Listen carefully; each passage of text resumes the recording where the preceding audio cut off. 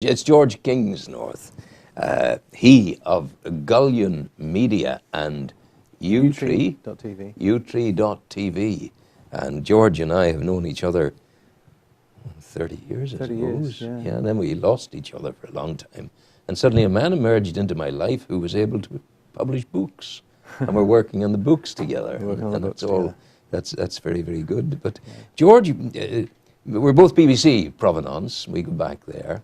And we're now working on a number of projects. And you in particular, George, as well as Gullion Media and publishing, you're reaching out across the world in a new educational project.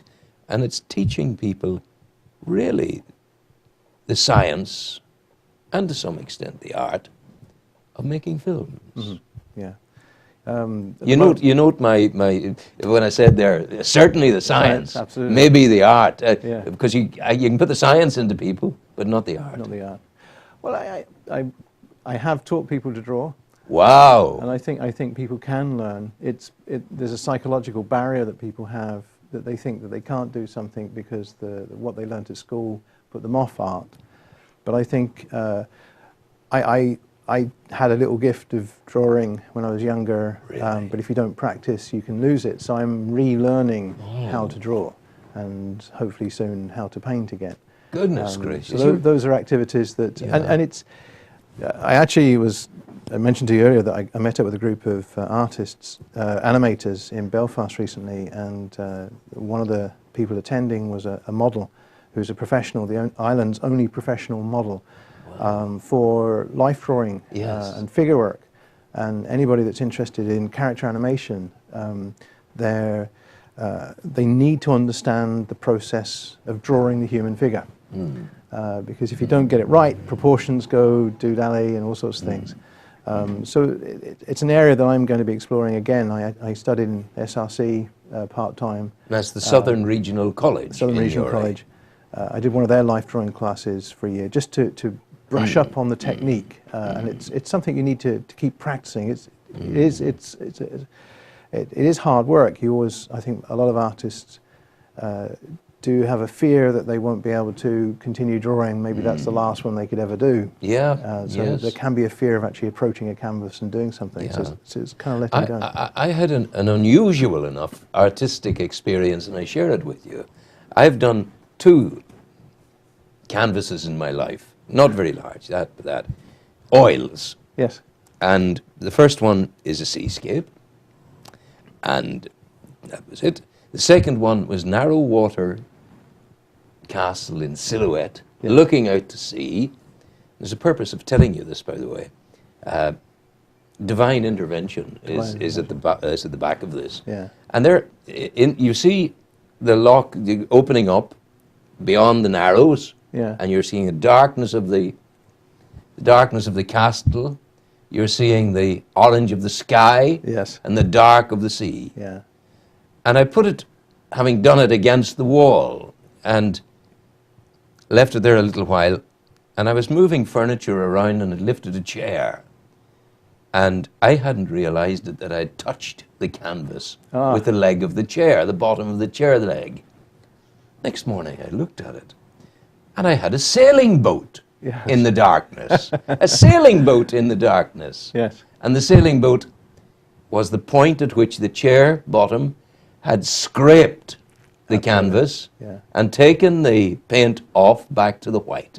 So just the hint of white there. Yeah. Perfect shape. Well, art is amazing because in 1985 I produced a painting, a landscape, a seascape with my mum and my grandparents and an old car walking up a beach. And in the clouds I'd actually done a profile of my father and a couple of other faces, just a couple of hints of faces in the clouds. Yes. And you had all the colours of the rainbow in the clouds, you know.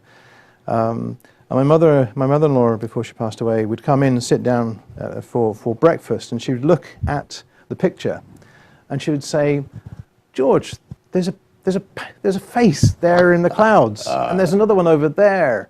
And she'd spend at least an hour looking at that painting every morning, sort of looking for all the different faces that she could see in the clouds. So one piece of static imagery had so many hours of pleasure just for studying. But that's the point, you see. That's where photography doesn't do it. Art does. Whether it's you doing the thing that your mother-in-law cottoned onto, or whether it's John Kingerly down at Irie's on the Beara Peninsula, you look and you see what lies beneath. Yes. And there's thousands of images there.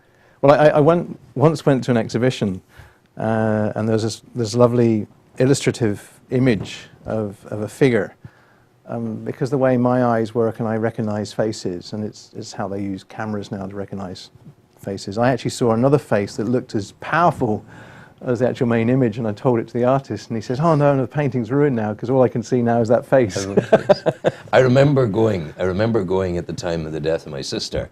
That morning I had to go to Dallas, to fly out to Dallas, to collect $20,000 from the Dallas art community for my African schools, right, which I thought was very interesting fiscal benefit coming from the American, Afro-American clan of the Deep South, going back out. And I couldn't stop because of the death of my sister. I had to go. You had to go. I had to go and get that money. And I remember so well, the big exhibition was there. And by some dint of strange imagination, they thought I was an expert. But sure, I didn't put them off their notion. Yes. And I would be called, John, would you ask Rowan to come over here? They'd tell him about this one, Rowan. Yeah. And I'd look, so this is classic, this is wonderful. Here you see the raven, and the raven is the sign of the messenger coming back from the other world of Norse, and coming and bringing the message. God, yes, I see that clearly. And the more you look, you pick things out, bing, bing, bing. It was like cherry picking. It was great altogether. And I think there's something very important about having that kind of ability. We each individually interpret things that we see and understand. Yes. And as an educationalist, I think it's important to understand that aspect of each individual. How does each individual person look at the world around them? And when you're dealing with education, you have to take that individual and understand the way they process the world, and then start to build upon that by giving the information that you want to give to help rework things so they can understand. And if you don't apply that approach, then you could lose your student because they can't relate to the subject that you're actually dealing with. Yes. So that's one of the reasons why I've now started going back into the artwork with the educational side of things. And I have actually got a little film, it's about 4 minutes long, that I brought, and it's about sound. Are we able to see it? I think we're able to see it. And it's about sound? It's about sound. It's what is sound. And I use animation and I use illustration, again, to try and let the viewer understand what sound is and how it's actually produced. Right, let's have a look at that. I think that's a good idea. Thank you, George.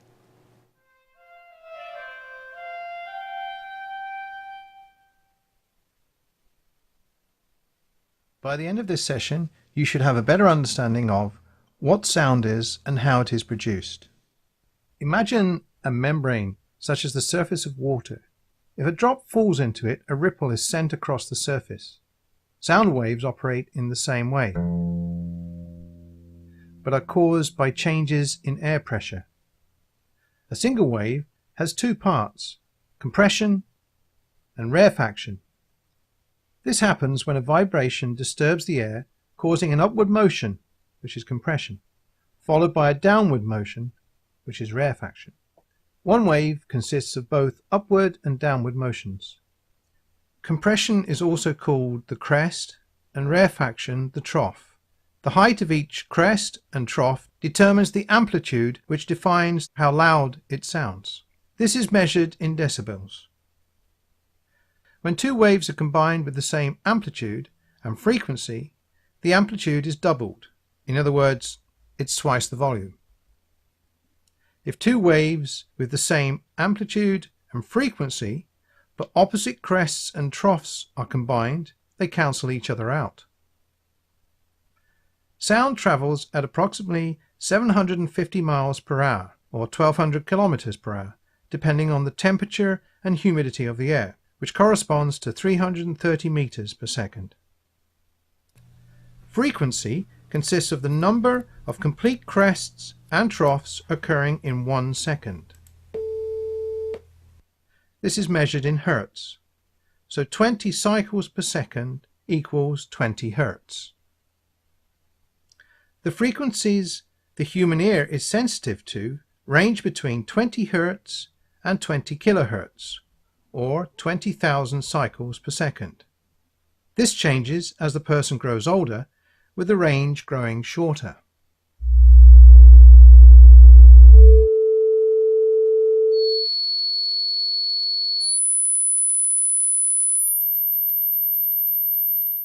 The wavelength of a sound producing 20 cycles per second is 17 meters, whereas the wavelength of a sound at 20,000 cycles per second is 1.7 centimeters.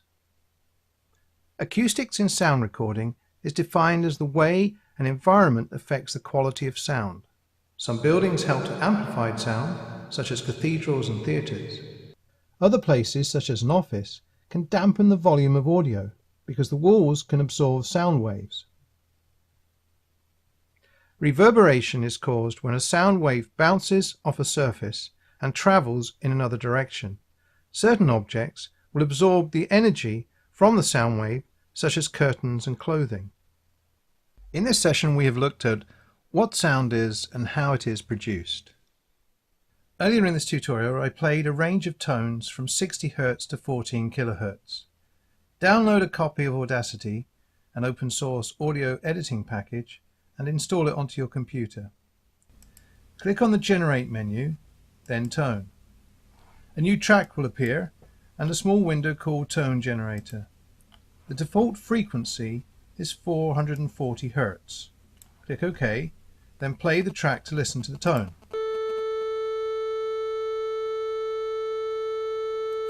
Once you've done this, do the same exercise again, changing the 440 Hz to something in the range of 20 Hz to 20 kHz, and then see where your hearing range is.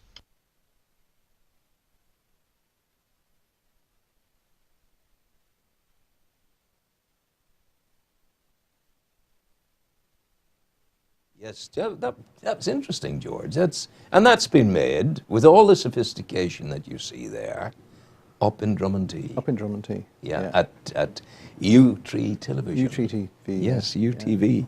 So sound is hugely important, and I keep saying to people who are interested in these matters, more programs of mine have been threatened by poor sound, bad sound recording, than ever were threatened by vision. And to be honest, that would be the same problem that anybody that's filmmaking would have, is that quite often the visuals are considered, but the sound's not. And you can maybe spend a couple of days editing a very short film, getting the pictures right and getting everything sorted out, but you may have to spend another 2 or 3 days afterwards just sorting out the sound. Yeah. In the early days when I was working at the BBC, part of my job as the assistant You worked on a Steinbeck, did you? We worked on the Steinbeck and the pick sync. Yeah, absolutely. And using the pick sync, I'd have to find sound, and we would track lay four tracks, and then we'd pre-mix that and do another 4 tracks. Goodness. Yeah. And that would have to go into the dubbing theatre. And the dubbing theatre, the dubber's job was to basically make the sounds mesh together so they were invisible, so there were no bangs or things that you didn't want, or hisses. An interesting enough point, and you allude to it there, the dubbing theatre. When I did 15 years of nationwides. Yeah. Now, in year 1 of the 15, I would have done all of that. I would have gone into the dubbing theatre. I would have been there. Yeah. There would have been time cues on the scripts, and you would have been going, and it would have been mixed, and it would be blah, blah, blah. Time passed by, 5 years down the road, 6 years down the road. Pressures of the economy started to bear upon the work. Yeah. And suddenly we're no longer booking into dubbing theatres. Yeah. Suddenly we were doing the program in the back of the cameraman's car or his van. There's a false economy in that, because whereas they think, oh, we're going into this and it's going to take longer. I mean, one of the problems I found was, as an editor, was that we used to have 3 or 4 weeks to edit a film on 16mm. Then we went to video, and because video was supposed to be faster, the time was cut down for how long you had to process. But video itself is a linear process. And if you get it wrong, you need to cut something out. You have to re-edit the whole piece. Yes. Then we went to computer nonlinear editing, like Avid, Lightworks. Okay, and then Avid, Premiere. once upon a time, was the wow factor of the whole thing. Yeah, it's still very similar. It's still there. But I don't like it as a personal preference. But what you found was, I mean, I've been editing something more recently, like the Saga Pearl Tool that we did. Yes, that you've shown. absolutely. Now, we went out and shot that over a day, but it took nearly 10 days to edit to the form that it's in. Yep. Now, part of that process wasn't just the editing. The pictures maybe took 5, 6 days. There was a couple of days for graphics. And then I had to do the sound. And there was a lot of work had to be done on tweaking the sound. Of course. For example, when we were recording The Captain, you'd have had the heavy background noise of the engines.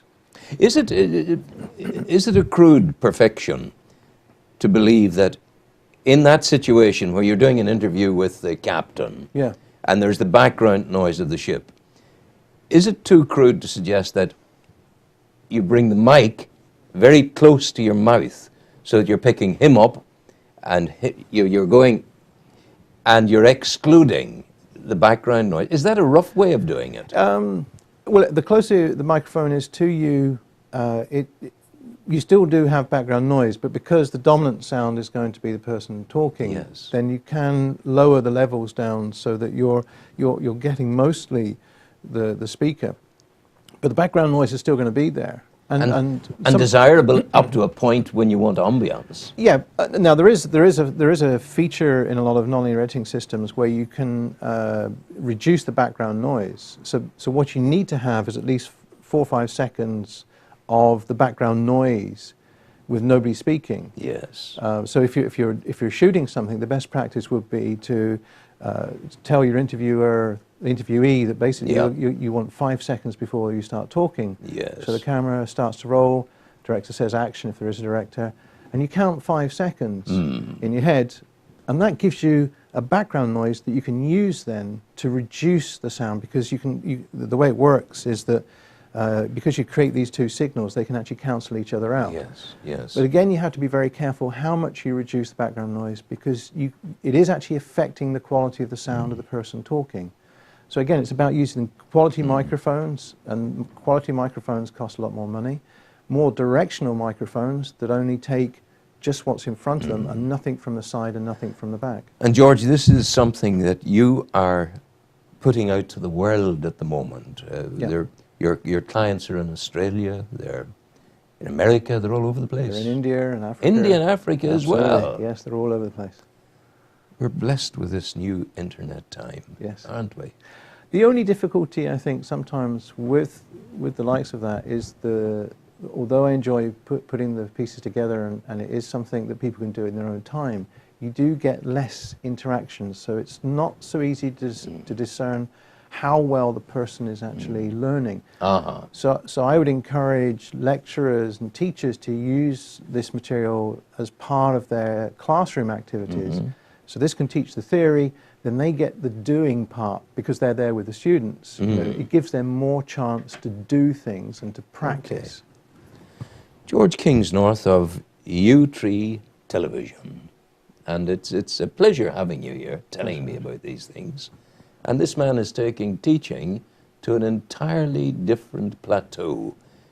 It's teaching where no one has taught before, really. And that notion of analyzing where the learner is in his life, how the learner views the world, and then tailoring your teaching to tie in with that. Mighty work indeed. Thank you. Have a great St. Patrick's Day. Thanks God bless much, you, George Kingsnorth. Thank you, Ron.